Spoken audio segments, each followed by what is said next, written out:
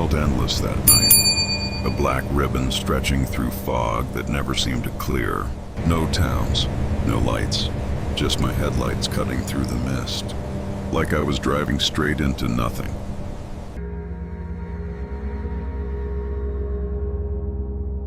That's when I saw him. A figure at the roadside, barely visible through the fog. He didn't move, didn't wave, just stood there staring as my car rolled closer. Against my better judgment, I slowed down. He climbed in without a word. Pale skin, hollow eyes, and a smile that never belonged on a human Behind face. you. I told myself it was just the fog, just my nerves.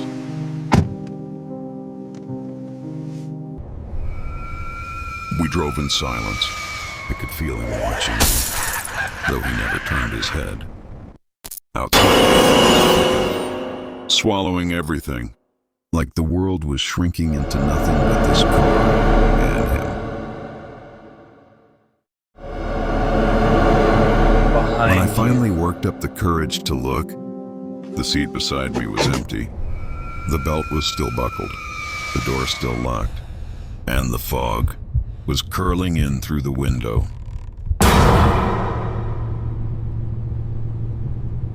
My chest tightened. I looked into the rearview mirror and froze. He was there, in the back seat, eyes glowing faintly white, smiling wider than before. But when I turned around, the seat was empty. See you again. I pressed the gas, heart pounding, road blurring beneath me. See you again. But when I looked in the mirror again, the highway behind me was gone. Nothing but black void swallowing. The hitchhiker's silhouette, waiting. I should never have stopped. The fuel gauge was buried on empty. I'd been driving for hours, and the road stretched on like a dead vein through the night. No towns, no signs, just darkness pressing in. Then, through the fog, I saw it. A gas station. Neon buzzing, glowing open 24 hours. Colors cutting through the mist in sickly greens and blues.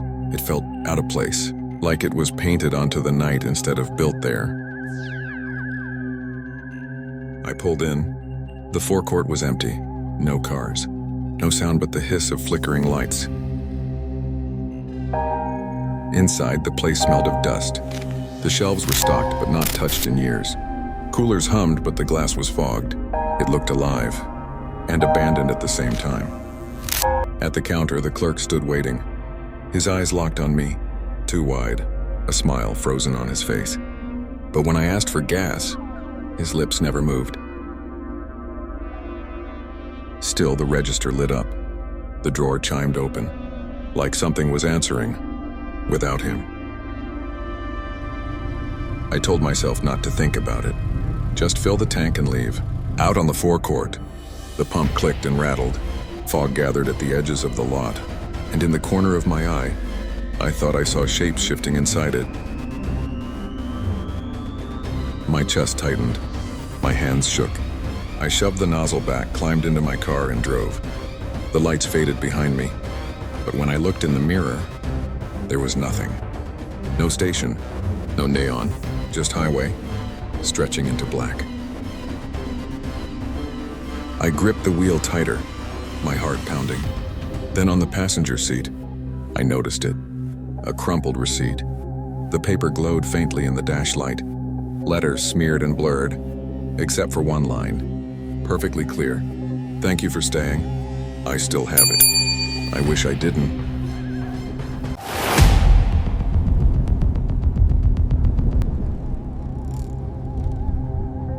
I was driving alone. The kind of stretch where the road swallows you whole. Highway 47, no lights, no towns, no cars, just my headlights cutting into black. The radio was nothing but static. I kept it on, just for the company. But then, through the hiss, a voice broke through.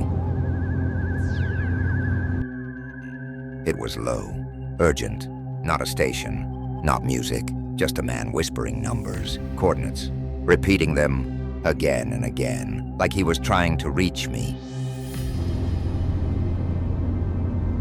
I twisted the dial.